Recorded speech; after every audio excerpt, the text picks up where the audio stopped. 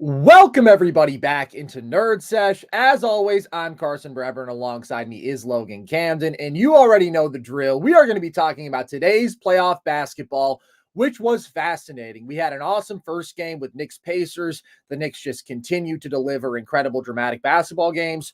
But Nuggets Wolves, Logan, we got a blowout in game two. Minnesota came onto Denver's home court, and for the second straight game, took the road win, but really snatched their heart in that game, it felt like. And then Denver comes back with a huge response in game three, dominant victory.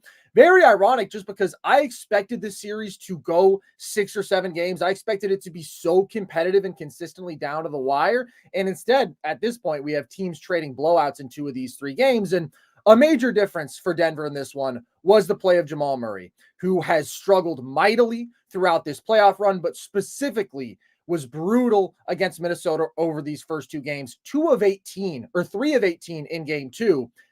What did his response in this game say to you, Logan? I mean, that the Nuggets aren't dead. They're not in the water. This is not a floating body that we're ready to just watch ship out to sea, man. Like, the Nuggets are very much alive and on land, dude. Like, yes, It's been a very disappointing playoff run thus far for Jamal Murray. Really bad start to this series. Carson, you allude to it. 13 points on 37% true shooting through the first 2 games. Like, that's just abysmal. Last game, It gives you 8 on 3 of 18 shooting, like you mentioned, 0 of 4 from deep. And in this one, we get 18 first half points from Jamal Murray. Like, again, a big difference from games 1 and 2. Carson, 2 points on 1 of 15 shooting in those 2 first halves. Like, insane. Just abysmal. And he is hitting everything in this game. Bangs that fadeaway on Naz Reid. He's got a bunch of different pull-ups in this game. Like, this is just what we should have come to have, expected from good Jamal. When he is hitting like this, he can get in this rhythm and he can just hit everything. He wasn't missing. I was also enjoying how much he was getting downhill. That one possession where he gets the angle on NA Dub, immediately just gets to the rim, no hesitation. Like, I expected this response from Denver, Carson. Denver did get their spirit broken in game 2. And I thought their offense was just so much better, man. Setting better screens, just immediately getting him and Jokic involved at the start. Like, I think the other component of this too is, Minnesota just doesn't have the same defensive intensity in this game. I was really disappointed with that side of it. Like, we'll get into that. Defense is 90% effort. Like, Minnesota is still one of the most talented defenses I've ever seen. That doesn't change after a game like this, right? Like, this is one of the best defenses ever against an all-time offense. And they just don't have the effort there tonight. Like, that's where I'm disappointed. But the Nuggets took advantage of it. And Jamal turning it back on is a major key to them. Like, we can talk about Jokic and we can talk about all the surrounding parts. Like, if Jamal's pull-up jumper isn't hitting, it just allows them to load more up on Jokic. It allows them to focus so much more attention on him and just let him be. Jamal being on opens up everything else for the rest of this offense, man. And we get a glimpse of that, Carson. The machine just at work. Getting downhill, paint touch, back out to the perimeter, swing, open threes, open looks. Like, the Nuggets offense finally looked like itself tonight. And the biggest part of that is Jamal just playing like himself again, man. It's a really encouraging showing from them, man, because this team has been – this is not just this series thing. Like, this team's kind of been lifeless through the first 2 series. Yeah, they hadn't played up to their ceiling until today. This was the best version of the Nuggets. This is the Nuggets that you expect more or less in these playoff environments. Now, they're not going to shoot 55% from 3 every night like they did in this one, but everybody stepped up, played at least above their floor, and they just haven't consistently hit that throughout this entire playoff run. But I just think, first of all, this is a real testament to this Denver team to bounce back from game 2, in which they were just completely overwhelmed. They looked deflated. And my feeling after that game was, even though I picked Denver coming in, it's really hard to see them winning 4 of 5. But what I did say earlier today, I tweeted this out as I thought about, okay, what could change in this series? The few keys that I thought could swing things in their favor. First of all, the officiating, because game 2, the officials allowed a pretty extreme level of physicality, which I didn't necessarily have an issue with. I like physical playoff basketball, but it was an extreme level of physicality. And even though Minnesota has been allowed to play physically on the defensive end, that was like a pretty radical version of it. And so I did wonder if there would be a bit of a pendulum swing on that front. And there was in this game. Secondly, Jamal just hitting from the mid-range, because those had been the looks that Minnesota had been deliberately conceding to him. Same goes for the Lakers, but guys applying back pressure out of pick and roll, funneling him into help, just saying, all right, Jamal, beat us with your mid-range. 31% for mid-range, under 30% on floaters in these playoffs so far coming into today, but we know he's an amazing mid-range shot maker, and that was on display tonight. So that was a big swing factor. And then the third factor that I thought could swing was Jokic actually having significantly better opportunities as a scorer with Rudy Gobert off the floor. The simple reason being that Minnesota doubled him so obscenely aggressively in game 2 that he had very few opportunities to ever get a look in single coverage. And the reason for that is because what alternative did they have? Like when Gobert is on the floor, you can have Nas or Cat as the primary post defender. You can have Gobert in help in the roamer role. You know that's a really good coverage. When Gobert isn't on the floor, you're not going to leave any of your guys in single coverage. And so you just have to double like hell. But because the Denver supporting cast was so overwhelmed by Minnesota's athleticism and they couldn't make shots, like that was just a great defensive approach, but you don't expect them to do that with Gobert on the floor, and they didn't in this one. So those three keys all absolutely changed in this game dramatically, and it was just a much more composed effort from Denver from the jump. They immediately played with much more pace, and I'm not talking about just getting out and running in transition. I'm talking about getting into your actions more quickly, because there were so many possessions in game 2 and too many in game 1 as well, where Denver is letting the shot clock just wind down, and then they end up with these sort of bailout last-second attempts. Part of that is absolutely the ball pressure that Minnesota applied, right? Just eating up clock as you're coming down the court, making it harder to get into any action. Also, they did such a great job of guarding the Murray Jokic two-man game that sometimes their initial action would just get shut down. And so then they had to go to something else. But if you only have 5 seconds on the shot clock to do it, you're going to get a tough shot. So they were too happy to play with that slow pace over the first couple games, and things were getting blown up because of that. That immediately changed in this game. And crucially, from the jump, they were just playing smarter, cleaner basketball. They did not turn the ball over in the first quarter, Logan. That was the single biggest thing to me. First of all, you are just wasting possessions if you don't get a shot up. But secondly, you're feeding into that Minnesota transition off cleaner from the jump. But Jamal is the story of the night. And I think I underestimated, on top of just, okay, the mid-range shot making a comeback eventually, how much 3 full days off could help his calf, because I thought he looked like a different basketball player tonight. Yes, some of it is just incredible, difficult shot making where you expect him to progress to the mean because he's been so off, but he was just getting more separation. You see it from the opening possessions of this game. He goes at Rudy on a downhill drive and finishes around the rim.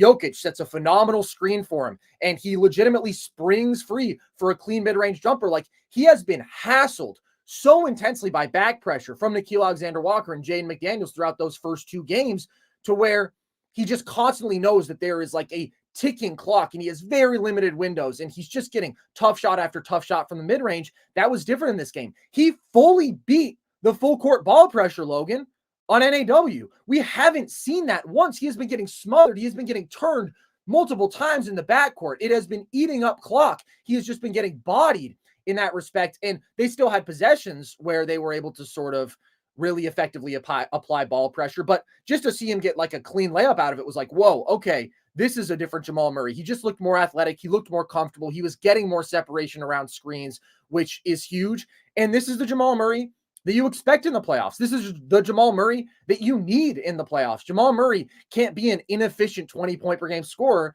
It's fundamental to your formula that the Murray Jokic two-man game is as unstoppable as any action in basketball. And Jokic can do his part there, but you need Jamal to be nails as a pull-up jump shooter, especially because of how we've seen the Timberwolves cover that. Where in game 1, they basically didn't have Jokic's defender guard Jamal Murray. They would say, okay, we just trust our athletes to apply back pressure, and then we don't think you're going to challenge Rudy Gobert. If you're just going to miss from 10 to 15 feet all game, well, then the most unstoppable action, quote unquote, in basketball is suddenly ineffective. So it's just huge to see him flip the dynamic like this. And that was the single thing that I was most discouraged about for the Nuggets' hopes of winning this series. I felt like Jokic could play better. I felt like the Nuggets supporting cast could shoot better from beyond the arc, as dominant as that Minnesota defense had looked.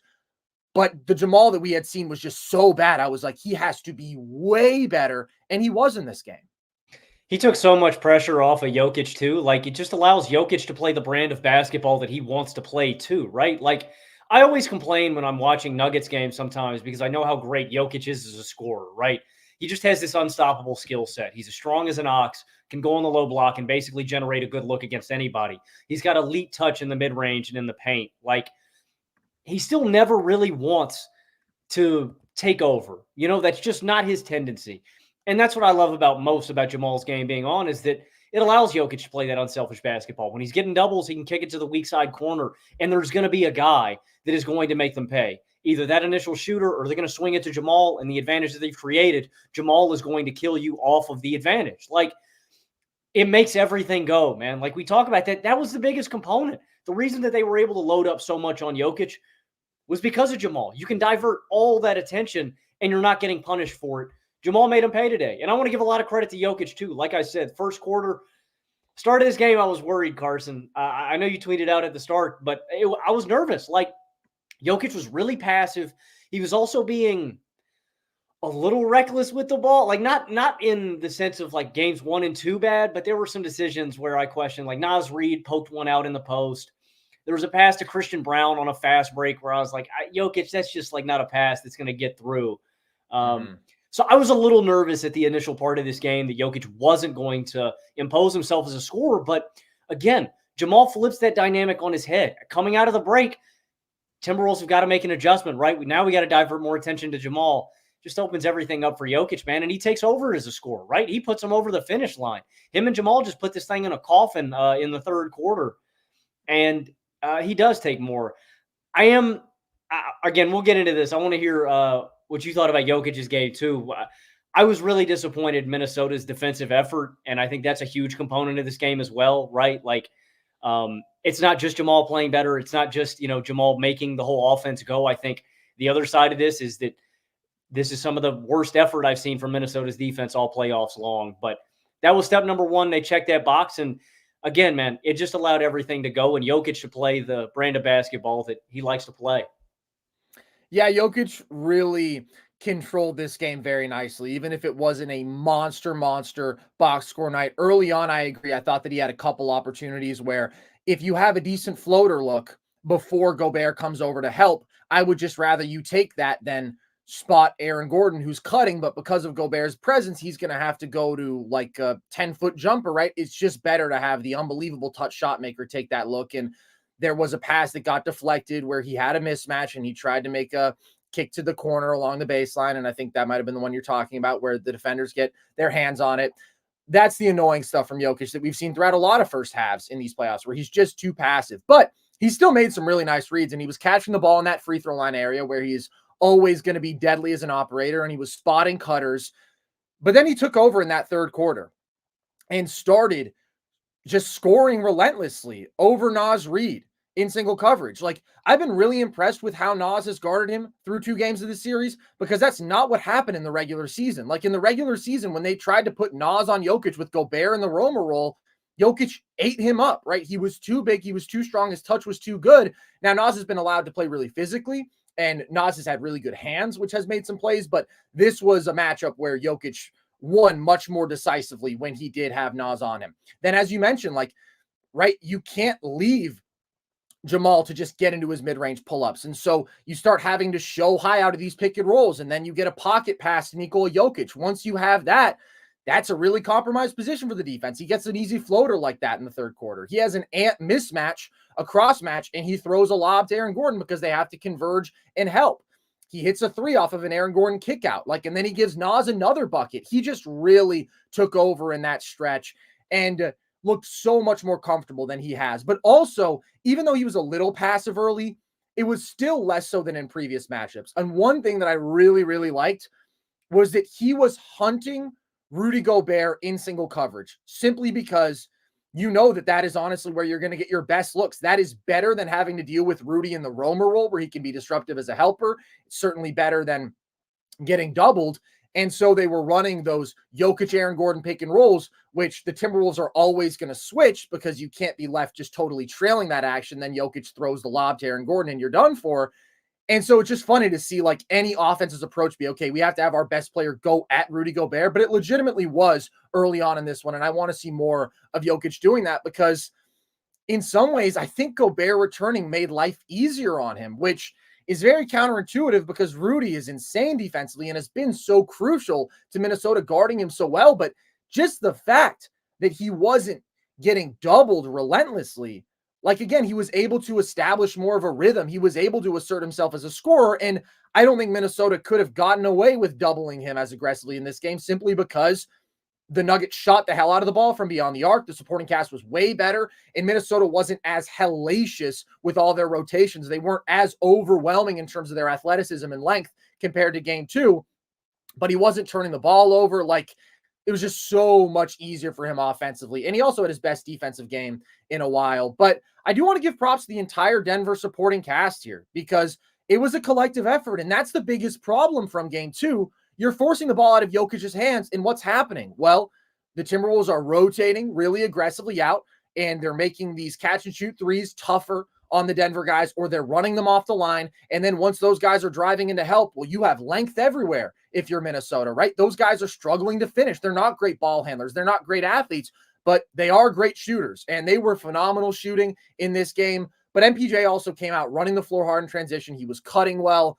Aaron Gordon was huge in this game. Now, it was already a pretty comfortable margin when he started knocking down his threes, but they're always going to leave him in the corner. And if he is going to consistently hit those shots, that changes everything. That fundamentally defeats the Gobert roamer strategy, right? The whole vision there is we can help off of Aaron Gordon because who cares if he's going to make 3 out of 4 triples? Well, then you can't live with that anymore. KCP, even when he did get run off the line, hits 3 mid-range jumpers in this game. He was nails. And you mentioned a key point, Logan. Denver was so phenomenal at moving the ball in this game. And that was one spot where I felt like Minnesota really just destroyed their offense in game two is you would get a kick out off of a double, right? And then it would either be that guy immediately pulling, maybe a tough catch and shoot look, or that guy driving.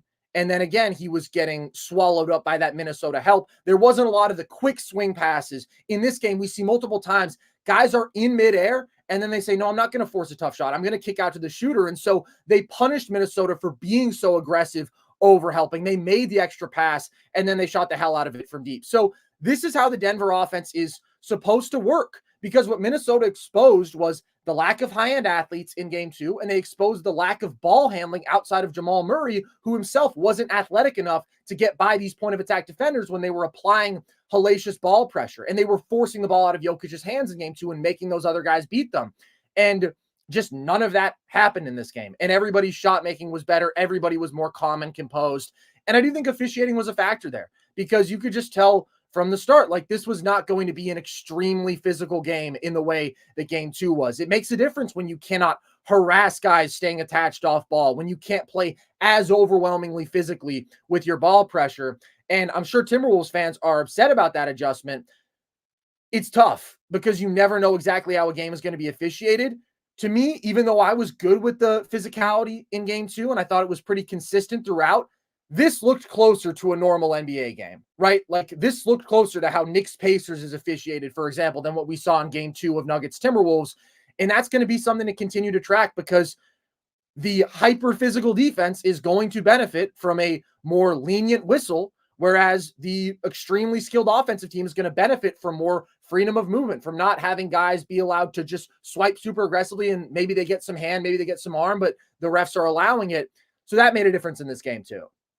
Yeah, I don't know if officiating, made a cognitive difference in how the Timberwolves were playing defense. Like, if they stopped applying as much ball pressure, I mean, that is an area in which I think they can do a better job of. Like, they were swarming in a way in game two that they just weren't tonight, man. And I don't know if it was like a shark, like they smell blood in the water. They just take their foot off the gas. I don't know exactly what factor it was that we didn't see that, but I was disappointed. Like, that's the key. That's where Minnesota wins. That's how Minnesota's going to have to win this series, is with hellacious defense, hellacious ball pressure, harassing Jokic and Murray, forcing the other guys to kill them, recovering, making good rotations defensively. And I was really disappointed in basically all areas for Minnesota, Carson. Specifically, their pick and roll coverages, man. Like, I know it's hard. It is the hardest action to guard in basketball. The Jokic Murray pick and roll. We have talked about it many a time. It's why they're the best duo in basketball, right? It is unstoppable. And so I'm not going to be too critical. It's a very hard action to stop. But I was just disappointed that, there's a lack of communication where there's a third guy helping off, just immediately creating an advantage for Denver, or they're not switching at the top, or you're letting Jokic slip out for an easy, wide open 3-pointer, man. Like, there's just too many really easy buckets where there's not a lot of resistance. And I don't think Minnesota was going to win this game. When Jamal Murray is playing basketball like this and knocking down shots like this, and the Nuggets are able to get into a rhythm, I think you're just kind of done. I think the Nuggets are the better team when it's going like this. But there wasn't, I don't know, man, there wasn't an adjustment from Minnesota. There wasn't like an awakening or a switch flipped. Like, they kind of felt like they got smacked back in the mouth in this game, Carson, and humbled a little bit. And it's not going to come easy, man. Like, we need that kind of energy and that kind of effort every game from Minnesota. It's a huge component of how Minnesota wins games. And I was disappointed basically in everything defensively, man. Energy, effort, schematically, a complete 180 from what we got in game 2, man. And I don't really know what to make of it. I know the refs were a component in that too, but I think a lot of it has to do with just how Minnesota came out mentally, man. Like, I'm not, they came out a little slow tonight, man. They came out with their foot a little bit off the gas. And I thought this was a turning point, a game where, man, Minnesota wins this. The series is wraps, dude. Yeah. You got 3 opportunities to close this thing out. And now you let the Nuggets hang around, man. Doors wide open for the Nuggets to steal this one back in Minnesota, man. I need a better performance from Minnesota. I'm really disappointed what I got from this defense in this game. I legitimately thought that the biggest difference was just Jamal getting so much more separation coming around those screens. And also, I thought that the Murray Jokic pick and roll was most devastating when Rudy Gobert was not on the floor. And so when Minnesota tries to play those actions 2-on-2 straight up, you don't have Gobert as a deterrent. Again, like, now you have to show high as the screen defender. And so you're either allowing the pocket pass, or like, if you're too deep in a drop, then Jamal Murray was toasting you with his pull-up shooting. He was also just getting downhill more consistently when he felt that the guy defending him, whoever was at the perimeter, was trailing him by more. So it was just a lot more pressure that they applied because Jamal was springing free more out of those looks. And I didn't think it was a bad defensive effort from Minnesota. I just thought, again, their over-helping got punished in this game. Jamal was just way better, flat out.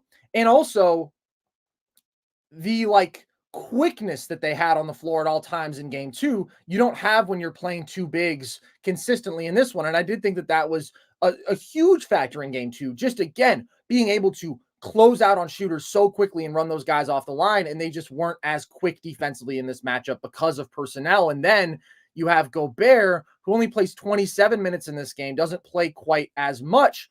And I think a part of that definitely was the Minnesota offense, which is the flip side of this, because they let up 117. They also only score 90 points in this game, Logan. And yes, this has been a generational defense. It's also been the number 1 offense in the playoff field coming into this game. They will no longer have that title. And I think there was a few reasons that they struggled considerably more. First of all, as we talked about, Denver took much better care of the ball. And so they kept this way more in the half court. And that was huge because Minnesota, again, was turning defense into offense repeatedly in game 2. That doesn't happen in this one. I also thought Denver did a phenomenal job guarding Minnesota's pick and roll. They were hedging and recovering so effectively, and their rotations were excellent. So Minnesota just wasn't creating advantages there because you're getting 2 bodies on primarily Anthony Edwards, but whoever the pick and roll ball handler is. And as we talked about, the pick and roll ball handlers in Minnesota aren't very inclined to make that pass to Rudy Gobert off the roll when he is getting tagged, meaning that whoever is guarding the weak side shooter slides over, right, to get a body on him before Jokic can recover. And then that defender goes back out to the corner shooter. Gobert just isn't skilled enough to punish those guys. He's not making the reads as a short roller. Similar to what we saw with Dallas, right, where their bigs are struggling in those situations. And so you're not getting punished when Gobert does get the ball as a defense. And so Minnesota doesn't consistently get him the ball. And so then what happens? Well, now you've basically just reset. Jokic recovers off the roll, and now there's just time off the clock, and you haven't gained an advantage. So they were just easier to guard, I thought.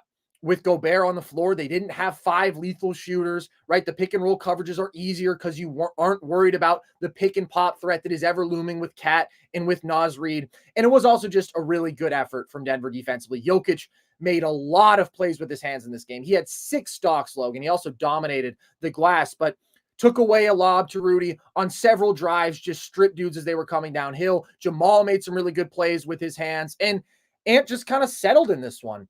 And yes, Denver was doing a really good job out of pick and roll of lulling him into doing so. But we also saw him in game 1, for example, just absolutely torch KCP in isolation, right? He was just too big, too physical, give you a bump, get to that turnaround. Those were like mid-range layups for him. And there was never that stretch of this game where Ant just like put his foot on the gas and said, all right, I am going to go at you in single coverage. I am going to get downhill repeatedly. And then he had some bad turnovers in this game. Botched a skip pass, botched a dump off to Rudy.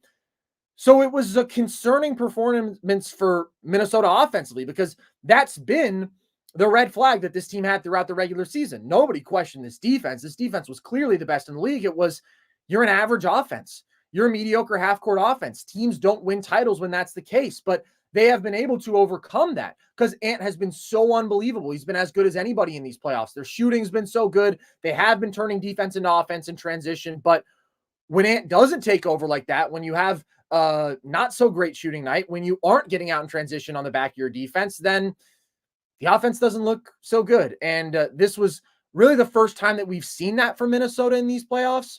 Or I guess maybe game 2 against Phoenix wasn't the best offensive performance, but this was definitely the most concerning offensive night from them. And this is easier said than done, but I mean, I think that's a big key for Denver too, is to just take care of the rock. Slow this game down, man. Don't let this team beat you defensively and then get out in transition. That's how Minnesota's going to dog you. Force them to score in the half court. Slow this game down, make them go through their processes, make them generate shots. I did think Ant stretch in the third quarter was really impressive. I was wondering if that was when he was going to kick into gear and take over. I think he had 7 straight points. He just gets to the rack with ease on a couple of ones. He gets a pull-up 3, I believe. Like, it wasn't a horrible Ant game, but it wasn't, the Anthony Edwards that's been the best player in these playoffs thus far. You know what I mean? And that's also been a huge component for Minnesota, is that Ant has just far and away been the best player in almost every game that he's played. So I think that is a big key for Denver, though, man, is doing what they did defensively in the half court and slowing the game down, making Minnesota really work for those points. I want to ask you on that Gobert point. What do you do with that, man? Like, I mean, are you wondering, like, if Minnesota would be better off if they went with that little, faster lineup, maybe Naz at the 5, Cat at the 4, McDaniels in a dub, Ant, something like that? Like, how do you manage it when your offense is grinding to a standstill with Rudy Gobert? I really think it depends on a game-to-game basis. Like, again, you see him play a little bit less in this one. I do still think, although they were quicker defensively in game 2, the Murray-Jokic pick and roll was so automatic when he wasn't on the floor, and like having him as that backline defender, if Aaron Gordon doesn't shoot 75% from 3, it's still so valuable defensively. The size is still really important that he brings. So I don't think this is like Gobert, right, basically gets relegated in this series. But I do think if you're Minnesota, you have to be flat.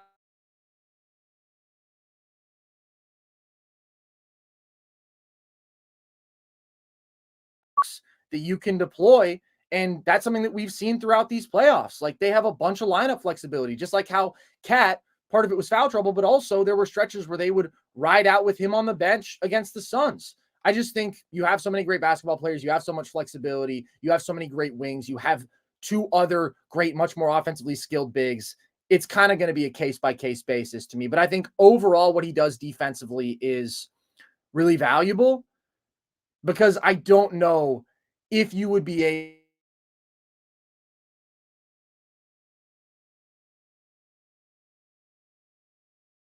are just going to perform better. Yeah, I think that's the way to take it. And I think you make a great point, man. Like, that's what opened up they got killed in non-Gobert minutes. Like, that's what really opened up this game is the runway. And if that's switching more out, I think he's more of a positive than a negative, man. And I Yeah. think you got to pick. I think you got to pick your spots. They were getting abused. You can't have that happen again, man. Letting Murray get that runway, man. That changed everything in this game, dude. They were able to lock him up, jail him up, put him in a cell. Like, they weren't in this one, man. And with space, Murray killed him. I still think he's the X factor in this series, Carson. Like, I think he's the biggest swing guy game to game. And I know that, I don't know, it can kind of be hard, like, saying that all on one player, but I really do. Like, with the volatility in his game and how theoretically these Timberwolves wings, not even theoretically, we've seen it, how these Timberwolves wings can actually disrupt him in his shot. I think he's the biggest swing factor in this series. Like, if Jamal plays well, I think the Nuggets are going to win. If Jamal doesn't play well, I think the Nuggets lose. Like, it's really as simple to that on a game-to-game basis, in my opinion, man. I agree.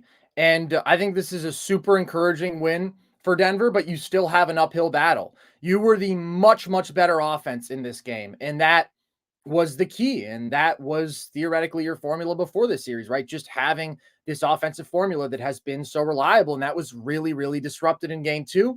And then you bounced back and they showed a lot of fight. They were shell-shocked last game. They needed everybody to step up in this one, and they did. So I think game 4 is probably the deciding game in this series in a lot of ways. I saw our friend Tyler Hoop Venue tweet that out, and I agree with it. And I do think that Jamal is the single X factor here. Simply put, when he is nails as a pull-up shooter, it just punishes Minnesota for what they want to do defensively. And it's also just like another vital source of offense for Denver, who doesn't have any other creators besides Jokic. That's the whole vision. You have one great perimeter shot maker. You have one dominant do-it-all interior playmaking, scoring big, and then you have shooters and play finishers everywhere else, but you need 2 dudes to be producing at that star level for it to work.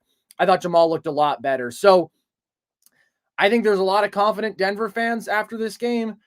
I think the Nuggets are far from out of the woods. Like, there is a lot of work left to do, but this was like the really good version you expect of Denver. This was a really bad version of Minnesota. Denver also just like shot the lights out, but they won this game by so much. I don't think you can point to that as like the factor. They've been really off shooting. They were due for some variance in the right direction. And even though I thought after game 2, like, boy, it's tough to see Denver winning this series. You know what I didn't do, Logan? Of course I didn't, because I've been higher on Nikola Jokic for years than anybody outside of Denver or maybe Serbia.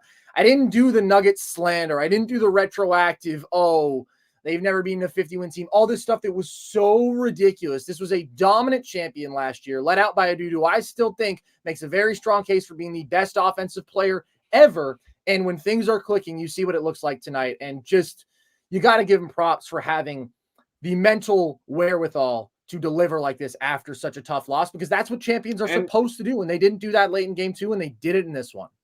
The Nuggets have consistently done that too, dude. Down in series, they have consistently answered the call. That's one of the best things about Denver as a team, man. Like the 2-3-1 comebacks back in the day. Yeah, I mean, Denver, there's a glimmer. You're right. They're not out of the woods by any means, but there is a glimmer. There's definitely a strong glimmer. There's a shimmering light there, because they just were on an entirely different level than Minnesota in this game, which Minnesota, of course, can say for game 2, but like, that's a huge response, because that was a deflating loss for them. And also, dude, like, the physicality that is allowed in this series is just going to be big, man. It's going to be big, because yeah, these are 2 physical teams, but one of them is clearly more physical than the other. And one of them is more dependent on that physicality to fuel their defensive identity. So this series is fascinating. It remains fascinating. And we'll see where things go from here, man. I think that we are in for a dogfight, and I was super, super impressed by Denver's response. All right, guys, we're going to take a quick break. Then on the other side, we will be talking Knicks Pacers after some quick words from DraftKings. The 82-game preseason is in the books, and it's finally time for the real season. Don't miss out on any of the NBA playoff action at DraftKings Sportsbook, an official sports betting partner of the NBA. From the play-in tournament through the finals, DraftKings Sportsbook has you covered with same-game parlays, live betting, odds boosts, and so much more. Download the DraftKings Sportsbook app and use code NERDS. New customers bet $5 and get $200 in bonus bets instantly. That's code NERDS only on DraftKings. The crown is yours. Logan, the New York Knicks have made a living off of finding ways to just miraculously gut out games in these playoffs. They can't do it tonight. It is instead the great Andrew Nembhard who steps up with a 31-foot go-ahead bucket in this game. Shot clock winding down, step back three, tough as hell. What did this Pacers win tell you about this series? You know, I thought the Knicks should have won this one too, man. Like you say, they've almost eked out. You thought they've almost eked out, all kinds of crazy wins in this one. I just don't think Nembhard should have had the opportunity to shoot either of those shots.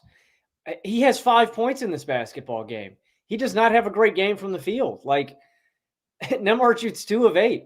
The 2 shots he hit were 2 of the most important. The Knicks lose this game 106-111. Nembhard scores 5 points. The 2 that he gets, the layup, is in transition off of a turnover that the Knicks have. And then the 3 is generated because of an offensive rebound that Indiana got. And they grabbed a ton of offensive rebounds late in this game. I don't know why Tibbs was trotting that lineup out, Carson. We talked about it last episode that they would have to maybe match bodies with Pascal Siakam down Mitchell Robinson, right? You don't have the flexibility, or OG Anunoby, excuse me. Like, you have the flexibility with Hartenstein and Robinson for 48 minutes at the 5, but now you don't have a guy who can match up physically with Siakam. So I wondered, are we going to get more Chihuahua minutes? In the closing stretch of this game, like literally the entire fourth quarter, we have a significant portion where we get Brunson, DiVincenzo, Burks, Hartenstein, and then the closing lineup is Brunson, DiVincenzo, McBride, Hart, and Hartenstein. And they were just physically overmatched. Like there's a possession down the stretch where Siakam just overpowers Josh Hart on a layup. And I am screaming at my television, Tibbs, put a Chihuahua in. Like, what are we doing? And there's one that doesn't come back to bite him on the ass where I think the Pacers manage 3 offensive rebounds. Nothing comes to get them. But again, there is a crucial offensive rebound that does come back to get them. And so I just thought if the Knicks had a Chihuahua out there, it gives them a better chance to match up physically. Maybe Siakam doesn't get that easy bucket. Maybe you grab a couple of those rebounds. Like they were really physically outmatched in the fourth quarter and really undersized. I don't know why they went with that lineup. And then the other thing that kills the Knicks in this game, they survive a Brunson really bad first half. He steps up to task in the second half. They missed a lot of free throws in the clutch, man. Hart and Brunson both missed some soul crushers that you need, like that'll put you up. And they're just crucial points. So, yes, man, Indiana wins this one. Like, I thought they eked it out. I thought Indiana should have won this one more convincingly. You don't have Mitchell Robinson. You don't have OG Anunoby. Jalen Brunson has a horrendous first half, and you win this game by 5 points, where I thought the Knicks really, horribly executed in the clutch in an uncharacteristic way that the Knicks haven't really all of these playoffs. But it starts with Tibbs, man. I don't know why he trotted out that small ball lineup in the fourth quarter.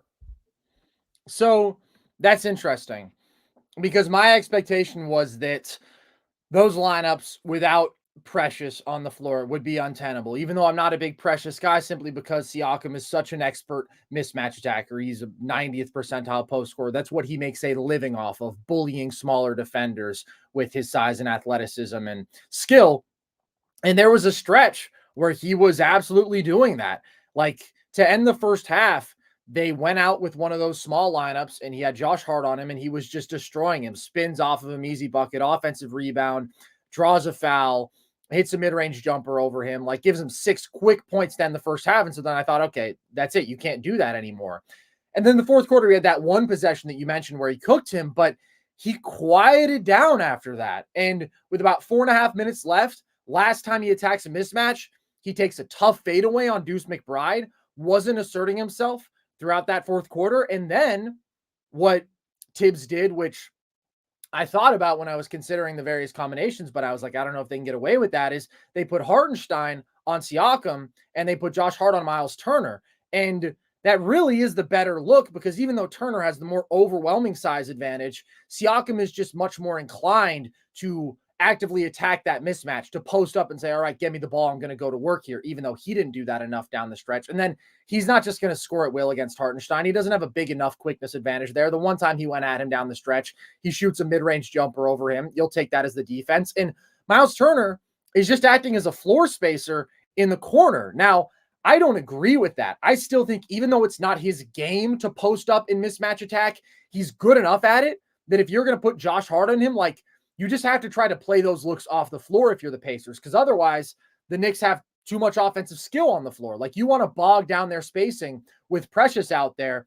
Turner was a 74th percentile post scorer this year. We saw it in game 1, right? There's a couple spots where he gets a mismatch and he's scoring easily on the low block.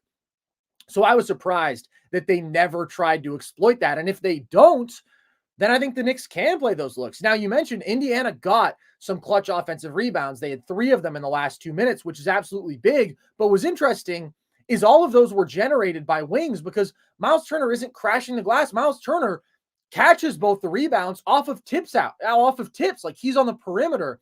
So I just think unless Indiana like exploits those looks, then New York can potentially play them going forward, because I think Deuce McBride is better than Precious.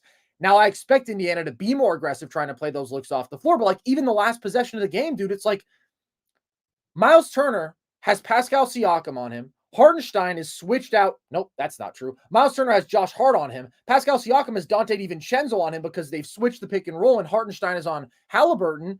And it's like, you don't try to get either of those guys the ball. That to me was more frustrating from Indiana's side than what Tibbs did playing that small lineup. Yeah, I mean, I get that too. I completely agree. I thought Siakam should have had more. Like, the second I heard OG was going to be out of this game, I was like, man, it's Siakam's time to shine. And they did their job for the most part. Like, Siakam and Turner pulled their weight. We get a great Tyrese Haliburton game 2 out of it, which was really encouraging for Indiana's sake. Like, he's had a really good game 2 and game 3. This one I thought was more encouraging, just the way he took over. I don't know. I'm conflicted, man. I really do think that if New York had a Chihuahua out there, it makes a big deal. He's just so much the better defender, and like, they just physically look so tiny, man. They just I don't think those lineups are tenable. I think when they have, you got to match it, man. And I don't care. Like, I think you got to have 2 bigs out there when it's Siakam and Turner. You just can't have those looks. I'm matching those guys' minutes the entire way, and it's difficult, right? Because it puts the Knicks in a bind. Achiuwa also spends minutes at the 5 as kind of a small. He's not a really big guy. You know, he's 6'8", 6'9" as a center. So what that does when they're trotting out Turner and Siakam is you have to match those guys' minutes, and then it takes away from the other 5 minutes that you would have Achiuwa on the floor, because, you know, you need another 5 guy out there. You don't have any more 5s on the roster that can actually play. So Jericho Sims, 4 minutes in this one. Yeah, man. Let's get some Mamadi Diakite minutes, man. Virginia legend. Like, settle down. Options aren't great, man. The options aren't great, but I do think it makes a difference. And I think Tom Thibodeau is a fantastic coach. Outside of maybe playing his players a little too much and wearing them down a little bit, he's a great head coach. But I don't know. I put this loss a little bit on him. I think if they had made those adjustments, it might have made a difference down the stretch, man. I really do. I really do.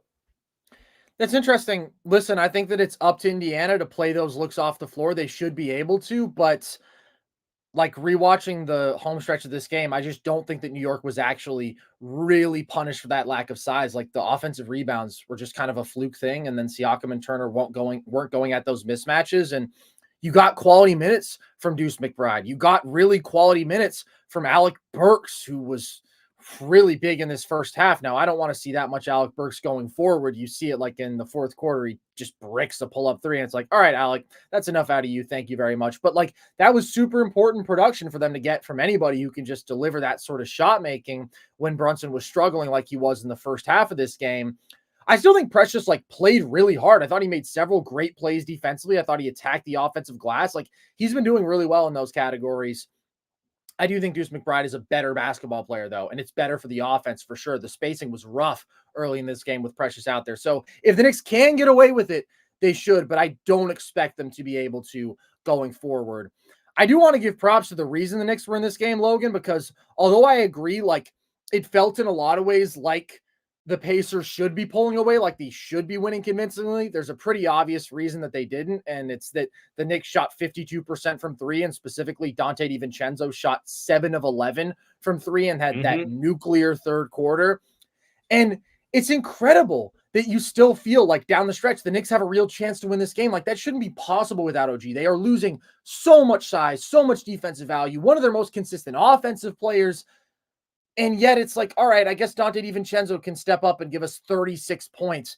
Incredible what he was doing, raining threes, off the catch, off screens, whenever he was one pass away from Jalen Brunson and his defender was in a normal helping position, or they send too hard at Brunson. Like DiVincenzo was just always shot ready. He was sensational. There was one possession where Isaiah Jackson was ball watching on Deuce McBride, didn't even get a hand up on Donte once he was like already absolutely red hot.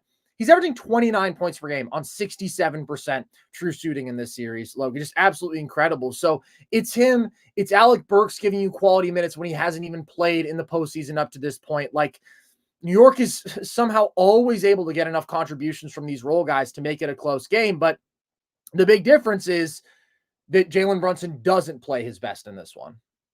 Yeah, it's a huge difference. Big shout out to, Josh Hart too, for always doing his thing. Yeah. It's so funny, man. Like Danny was, my roommate Danny, who graduated today. Shout out to the boy Danny, man, for graduating. Shout out. He was we were laughing watching the game, and he goes, "Man, the Knicks are just a bunch of tryhards." He goes, "Josh Hart has absolutely no bag. He just dribbles in a straight line to the hoop and then tries to finish through contact." And it's no bag, and he's 6'4". Yeah, and he's taking on a fucking stud. He is, dude. He's taking on a guy who's probably got 30, 40 pounds on him, and he's taking him to the rack fearlessly. My thing on Donte DiVincenzo, Carson, I know you're going to be really disappointed to hear this, dude. You were really high in the running. Donte DiVincenzo is now the leading candidate for 2024 White Boy of the Year, man. He is the leading candidate. Come on now. Last year, I'd still like to throw my hat in the ring. Hey, you're getting votes. Okay, man. You're definitely still in the top three. Austin Reeves took it home last year, really convincingly with his play. Yeah. DiVincenzo is the leading candidate for White Boy of the Year, man. You mentioned what he's done in this series. Over his last 4 games, 28 points, 4 boards, 4 assists on 66% true shooting and 56 from behind the arc.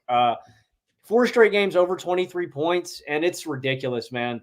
From distance, off movement, body control, those shots where he is almost, running or jogging full speed and he can come to a stop and just plant his feet and pull up.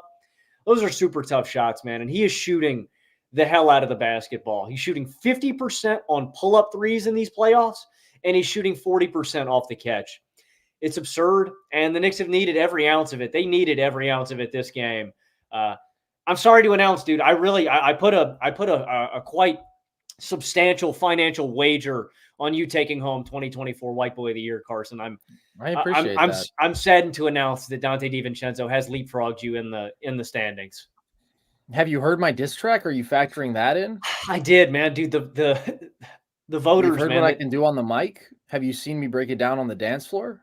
It almost swung the pendulum, man. But DiVincenzo had 7 threes tonight, man. It's a real back and forth race. Yeah, you might have to do something drastic. All right. Well, I'm working on a thesis about the TikTok Riz party. Maybe that'll move the needle for you. Donte DiVincenzo, White Boy of the Year over me. But I do love DiVincenzo. I always have. Dude, I found a hilarious tweet that I had from 6 years ago when he was in the Natty, in which I referred to him as like the smoothest basketball player I've seen in a long time, which was insane hyperbole. I don't know what I was talking about. Steph Curry, Kyrie Irving, guys like that were actively playing in the NBA. And then I ended it with wowza. I don't know why I said wowza, but listen, I knew a bucket when I saw one, and he showed out today. But the Brunson dynamic was just something that we haven't seen in a handful of games, right? He's been so exceptional since the first 2 games against Philly, and he struggled in this one. And it does look like he's a little bit injured at this point. We obviously saw that last game, and we see several times where he comes up hobbling in this one. But I also thought that Indiana just made the obvious and necessary adjustment, which was putting Aaron Nesmith on him instead of Andrew Nembhard, which just immediately changed the dynamics here. We've talked about how effective it is putting size and length on Jalen Brunson and forcing him to shoot over bigger, longer defenders. And like immediately that was more of a struggle in this game versus Andrew Nembhard, who he gets on him for 2 possessions. When Nesmith is on the bench, he gives him 6 points in 2 possessions. And immediately it's like, all right, let's get Nesmith back in the game. Like there's too much of an ease for him shooting over another small guard. He's stronger. Nesmith is legitimately compact, strong. He's a better athlete. He's bigger. He's longer. And he just is a better defender. Like he's more of a dog too. He's fighting over screens. He's playing him quite physically at the point of attack, picking him up full court, denying him off ball, son. And just making it way harder to create separation with that pursuit around screens, and then recovering really well. And again, mostly sticking with Brunson on drives. And it's super hard to get a mid-range jumper, super hard to give a floater over Aaron Nesmith compared to Nembhard. He was 2 of 9 with 3 turnovers in the first half when Nesmith was guarding him, Jalen Brunson was. And he made some tough shots down the stretch in this one. Turnarounds, hit a step back 3 over Nesmith to tie this game, made some big shots, and he's clearly banged up.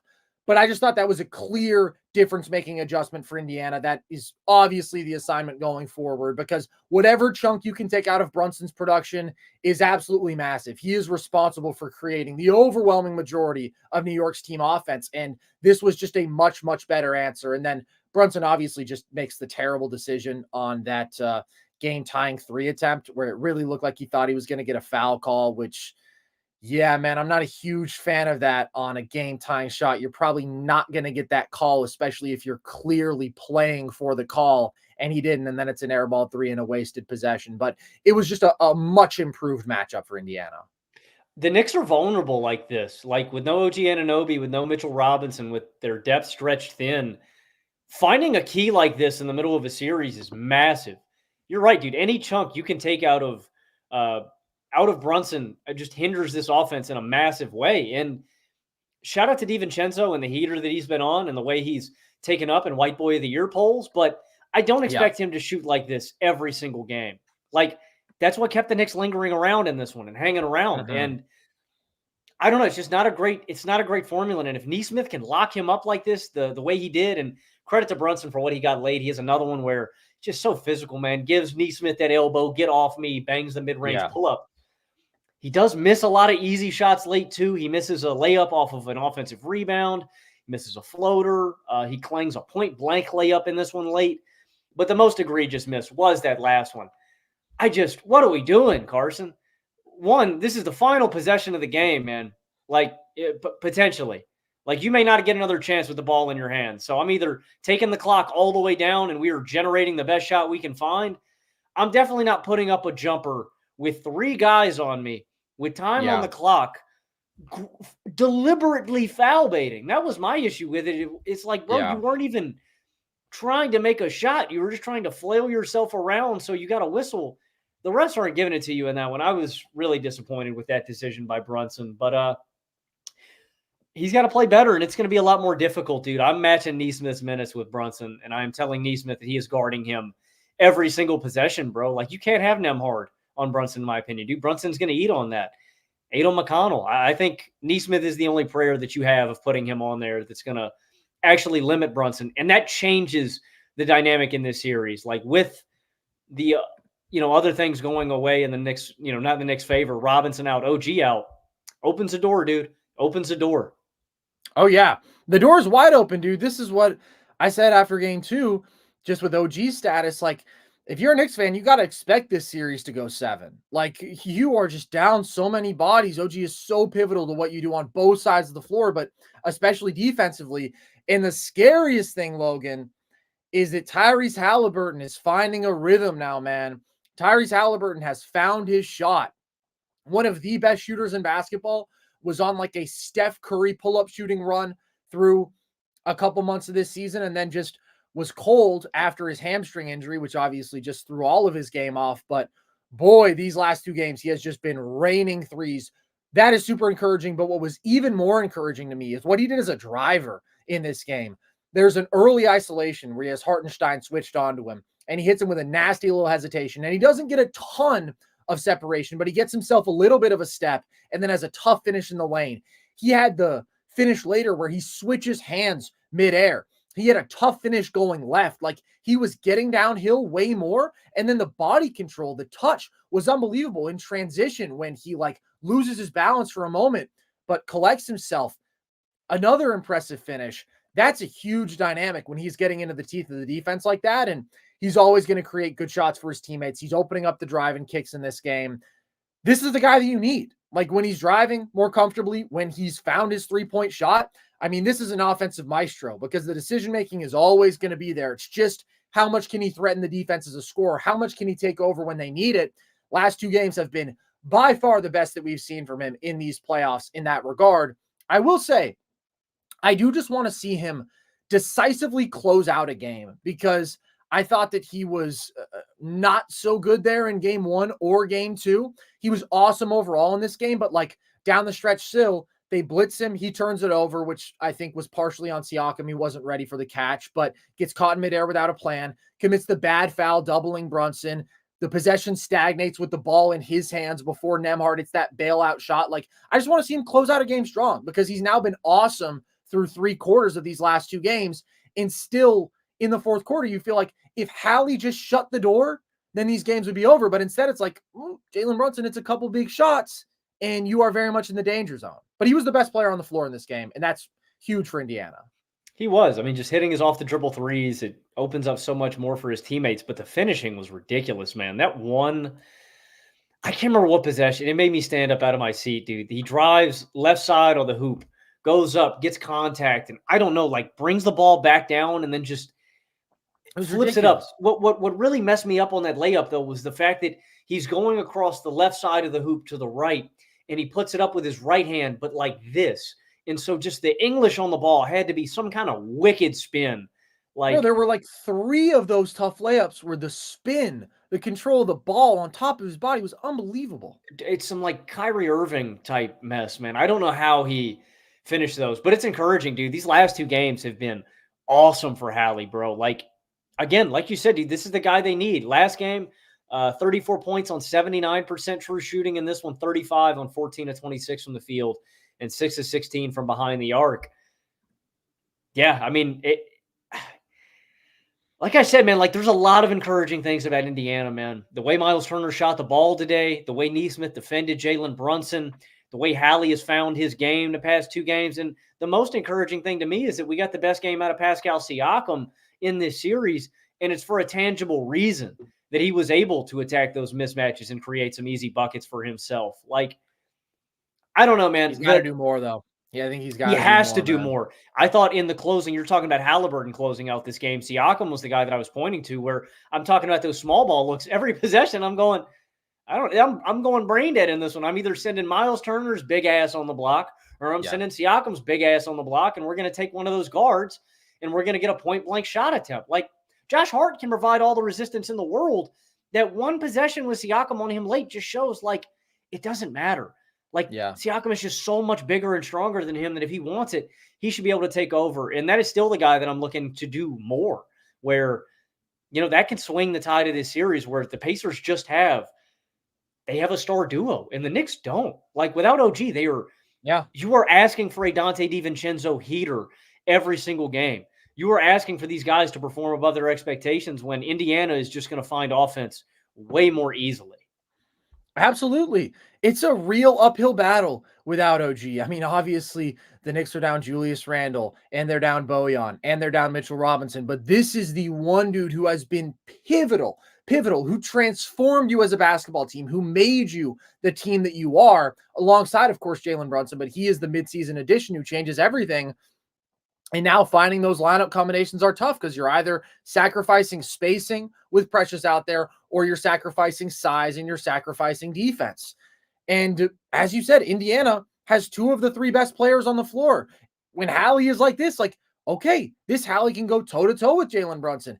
Early this season, Logan, that was a conversation before Hallie's hamstring got injured. Just straight up, who's the better player? And Hallie hasn't been the same guy since then, but he's finding that rhythm now. And I will say, I think there's been a lot of unwarranted Hallie hate, a lot of focus, first of all, solely on his shot attempts. Yes, I've wanted to see him shoot the ball more. I think there have been games where he hasn't been aggressive enough, but I think people miss out just like how great his playmaking is, how awesome of a conductor he is, what he does pushing for this team, like their whole basketball identity and transition, moving the ball like he does, because the box score impact isn't always overwhelming, but also just like no understanding of, hey guys, this dude hasn't trusted himself to explode post hamstring injury. Like that happens after an injury. Next year, when he's in rhythm, he's going to be one of the 15 to 20 best basketball players on the planet. The dude is unbelievable offensively. And we started to see that again. And the fact that he did look more comfortable getting downhill was the biggest thing to me. But yeah, Indiana has not just two of the three best players. They have more depth in terms of how deep they can go in their bench. They have more offensive weapons up and down the roster.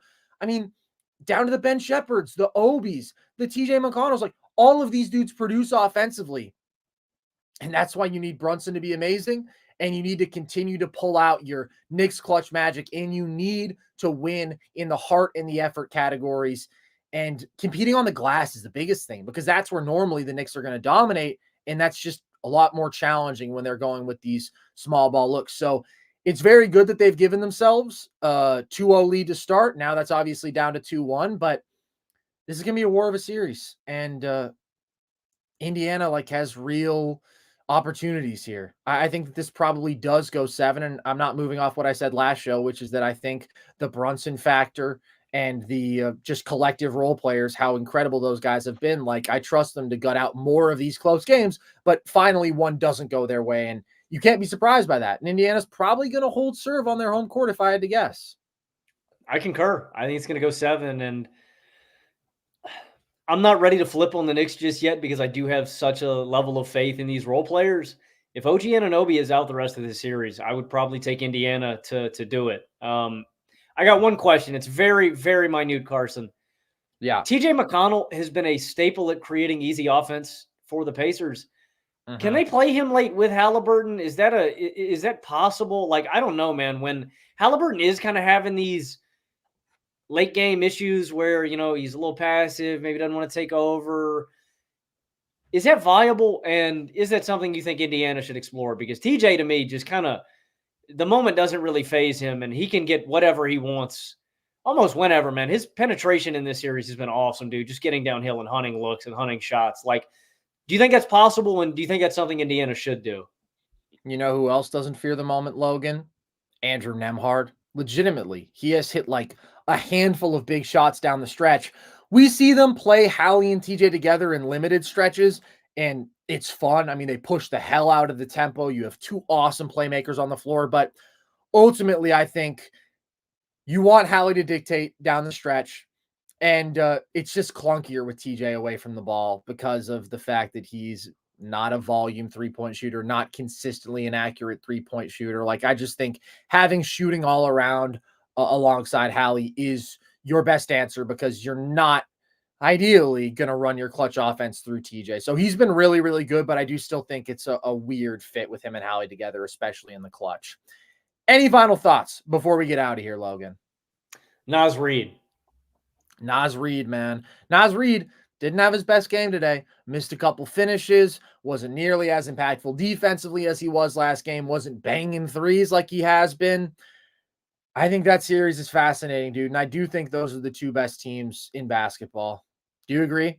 Do you think whoever wins this series wins the title? Nuggets, yes, T-Wolves? I would take them to beat Boston.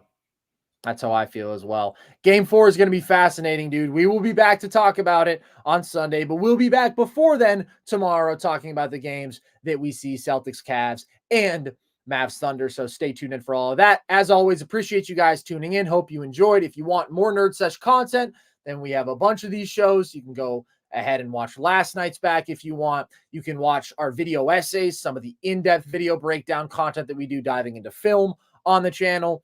You can listen to the podcast across audio platforms. You can follow us across social to see our trivia content, TikTok and Instagram at NerdSesh, Twitter at Nerd_sesh. You can check out our merch at thevolume.com. And if you want, you can join our Discord. The link to that is at the link tree across our social media bios. There you will have a chance to speak to the one and only Matthew Sponhour. So just keep that in mind as you're making your decisions. And with that, as always, appreciate you guys. I've been Carson Brever. I have been Logan Camden. And this was NerdSesh.